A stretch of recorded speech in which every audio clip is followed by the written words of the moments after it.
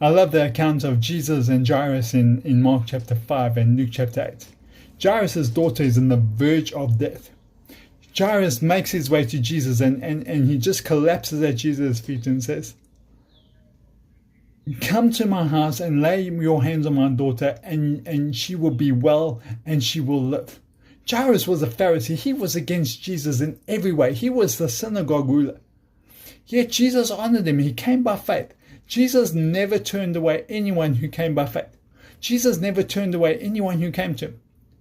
On the way to Jairus' house, they were interrupted by the lady with the bleeding issue, and she reached out and touched Jesus' robe, and her faith healed her. Go and read Mark chapter 5 and Luke chapter 8.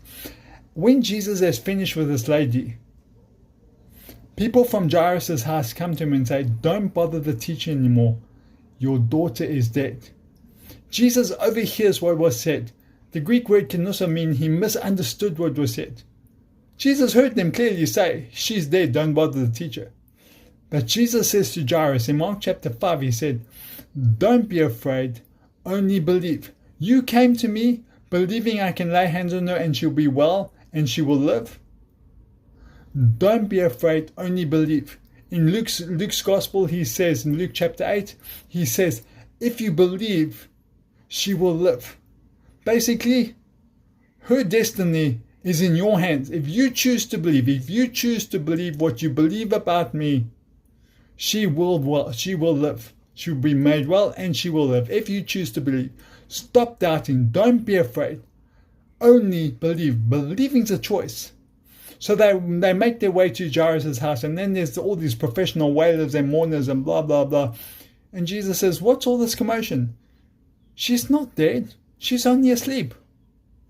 He obviously perceived that Jairus still had faith that Jesus could do what Jairus believed he could do.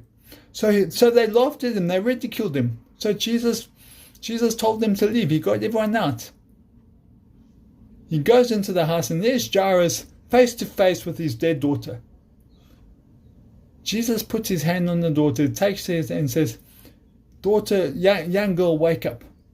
She came back to life.